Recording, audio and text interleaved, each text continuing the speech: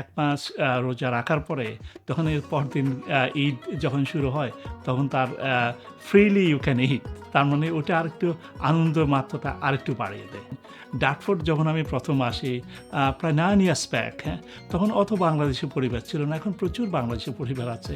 এখন I can't count how many houses I visited. I would say at least 13 or 14 houses I have visited and this Eid ul Fitr. তারপর একটা বাসাও বেশ হয়তোবা অনেকে সবাই মিলে অনেক আড্ডা মেরেছি। ঈদের উপলক্ষে যে নামাজে যাবার আগে যাতে যাকাতটা যাতে আপনার পুরো বছরের যাকাতটা যদি আপনারা করে কমপ্লিট করতে পারেন, সেটা হচ্ছে যে very important part being a মুসলিম।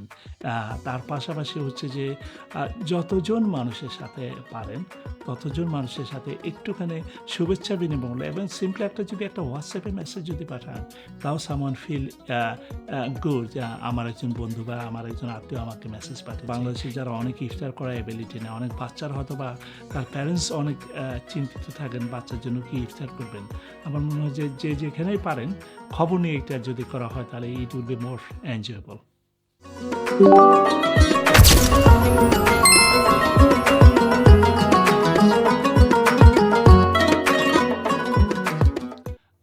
আমি ডাক্তার মঞ্জুর শওকত। আমি 2003 সেপ্টেম্বরে WHO এর স্কলারশিপ নিয়ে imperial college national heart and lung ইনস্টিটিউটে কার্ডিওলজিতে ট্রেনিং এবং ডিগ্রি করার জন্য আসি। এভাবে যুক্তরাজ্যের সাথে আমার সম্পর্ক শুরু। বর্তমানে আমি ইম্পেরিয়াল কলেজ স্কুল অফ মেডিসিনের one of the clinical lecturer and আমি আমার বাসা হচ্ছে ডার্টফোর্ডে। এই মুহূর্তে আমি ডার্টফোর্ডেই থাকছি এবং ডার্টফোর্ড থেকে প্রতিদিন আমার হসপিটালগুলো যেগুলো আছে Hammersmith hospital, chair cross hospital বা আমাদের সাউথ কেনসিংটন যে ক্যাম্পাস আছে, ডার্টফোর্ড থেকে আমার যাতায়াত প্রতিদিন।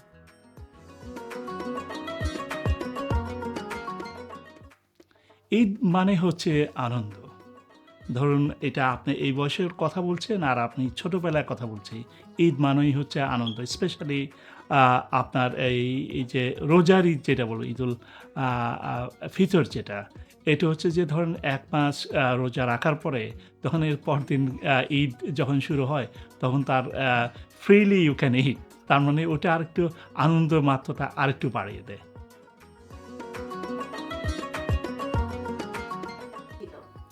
আ ধরুন এবার ঈদের দিন প্ল্যানের ছিল আমরা ডার্টফোর্ডে আমাদের ফ্যামিলি নিয়ে আমরা ঈদ উদযাপন করেছি। ধরুন আমার ২ টো ছেলে আছে, আমার ওয়াইফ। আমরা মোট ৪ জন আমরা প্ল্যান করেছি যেহেতু আমাদের লোকালি যে মসজিদটা আছে ডার্টফোর্ড মসজিদ, আমাদের বাসা থেকে less than 10 minutes walk. So আমাদের প্ল্যান ছিল আমরা যত কুইক ঈদের নামাজটা পড়তে পারি, তত মনে হয় যে আমাদের দিনটা বড় হবে। সে কারণে আমরা ৭ টার জামাতটা আমরা ধরেছি। সবার সাথে ঈদের জামাত শেষে অনেকের সাথে কোলাকুলি করেছি, এবং শুভেচ্ছা বিনিময় করেছি। ডার্টফোর্ড যখন আমি ১ম আসি প্রায় 9 ইয়ার্স ব্যাক, হ্যাঁ? তখন অত বাংলাদেশি পরিবার ছিল না। এখন প্রচুর বাংলাদেশি পরিবার আছে। এখন I can't count how many houses I visited. I would say at least 13 or 14 houses I have visited and this Eid ul Fitr. তারপর একটা বাসাও বেশ হয়তোবা অনেকে সবাই মিলে অনেক আড্ডা মেরেছি।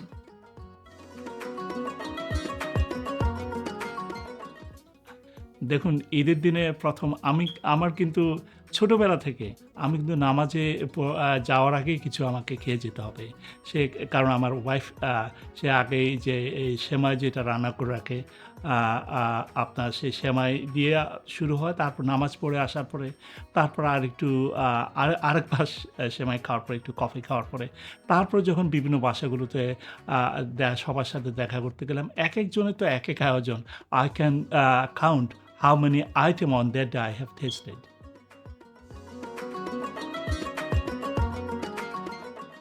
না দেখুন এটা একটা ভালো একটা জিনিস বলেছেন। এখানে তো আপনার এই ছুটিটা এটা তো ন্যাশনাল পাবলিক হলিডে বা ব্যাংক হলিডের ভিতরে আসে না। যদি কোনো সময় একটা আছে তাহলে it will be the good news for the country যে ডাইভার্সিটি অর কোহেশন এর জন্য। তবে আমি আগে থেকেই ছুটির জন্য আমরা তো জানি কখন রোজাটা হবে। আর স্পেশালি এবার আমি লাস্ট 10 ডেইজ রোজার প্লাস ঈদের দিন এবং ঈদের পরের দিন আমি আগে থেকে প্ল্যান করে রেখেছি যে I have give notice to my employer and 6 months back. So এইভাবে আমি ম্যানেজ করেছি।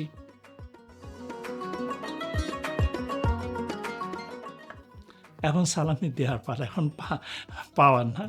এখন ধরুন আমার ছোট ছেলে এবং বড় ছেলে ২ জনে রেডি থাকে কখন তারা সালামিটা পাবে। নামাজ পড়ে আসার পর first thing they have asked. অন্যান্য বাসায় গেলেও যারা আছে, ছোট বাচ্চা যারা আছে, এখন তাদেরকে একটু সালামি দিলে মনে হয় এটা খুব এনজয় করা পার্ট।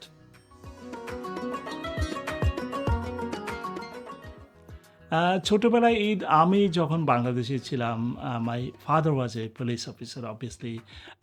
আপনার উনার আমার প আমার until my SSC exam we have to travel to different district. কখনো কুমিল্লায় কেটেছে, কখনো নোয়াখালীতে কেটেছে, কখনো চিটাগংয়ে কেটেছে, বিভিন্ন জায়গায় কেটেছে। তো I am originally from Noakhali. তবে যখন উই সেটেলড ইন নোয়াখালী তখন থেকে প্রত্যেকগুলোইতে স্পেশালি আফটার ফ্রম ইয়ার 8 আমি ২ বছর ২.৫ বছর মতো নোয়াখালীতে পড়েছি। তখন নোয়াখালীতে হতো, তারপর I move to Dhaka to study in north eastern college.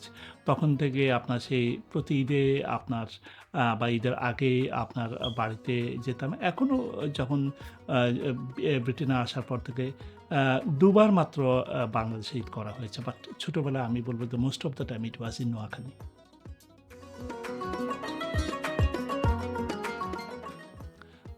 একটি বিগ ডিফারেন্স এবং আরেকটা খুব similarity. Religiously it is same. কারণ আমরা ঈদের দিন ঘুম থেকে উঠে নামাজটা পড়তে যাচ্ছি। আমরা সবার সাথে কোলাকুলি করছি, গ্রিটিং করছি। এটার কোনো ডিফারেন্স নাই।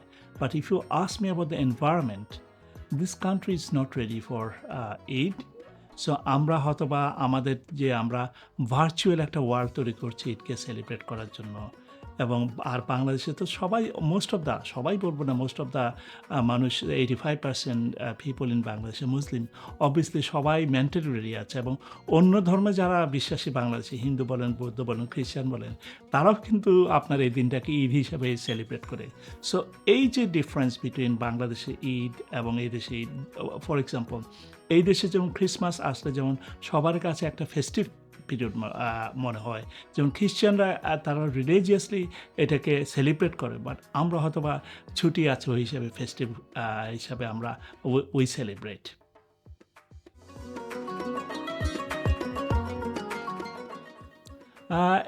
একটা মেসেজ হচ্ছে যে ঈদের উপলক্ষে যে নামাজে যাবার আগে যাতে জাকাতটা যাতে আপনার পুরো বছরের জাকাতটা যদি আপনারা করে কমপ্লিট করতে পারেন, সেটা হচ্ছে যে very important part being a Muslim. তার পাশাপাশি হচ্ছে যে যতজন মানুষের সাথে পারেন ততজন মানুষের সাথে একটুখানি শুভেচ্ছা বিনিময় এবং সিম্পলি যদি একটা হোয়াটসঅ্যাপে মেসেজ যদি পাঠান, তাও সামওয়ান ফিল গুড যে আমার একজন বন্ধু বা আমার একজন আত্মীয় আমাকে মেসেজ পাঠিয়েছে, ঈদের শুভেচ্ছা দিয়েছে। অনেকে দেখা যায় যে অনেক লম্বা সময় আপনার মেসেজের রিপ্লাই দিতে ঈদের সময় দিনটা কিন্তু অনেক সময় চলে যায়। আর পাশাপাশি যারা আপনার বাংলাদেশে যাদের আত্মীয়স্বজন আছে, ভাই বোন আছে, মা বাবা যারা আছে বেঁচে আছেন, তাদের সাথে যোগাযোগ আমি আরেকটা জিনিস বলবো যে ধরুন আমরা তো এদেশে আমরা যারা আছে, Allah have given us enough ability to support other people এবং একটু দান করা এবং স্পেশালি যদি কারো পক্ষে যদি সম্ভব হয়, রোজাতে বাংলাদেশে যারা অনেক ইফতার করা এবিলিটি না, অনেক বাচ্চারা হয়তো বা তার প্যারেন্টস অনেক চিন্তিত থাকেন বাচ্চার জন্য কি ইফতার করবেন।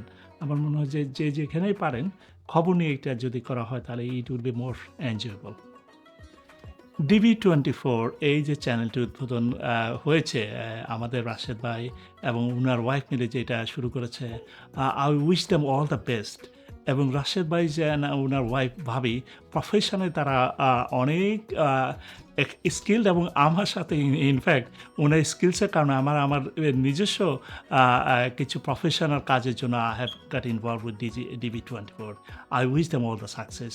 আপনারা DB24কে আপনারা সাবস্ক্রাইব করুন এবং তার পাশাপাশি অন্যকে জানান যে এটি একটা রিলায়েবল এবং authentic channel for authentic information. DB24 এর সাথে থাকুন এবং DB24কে সাবস্ক্রাইব করুন।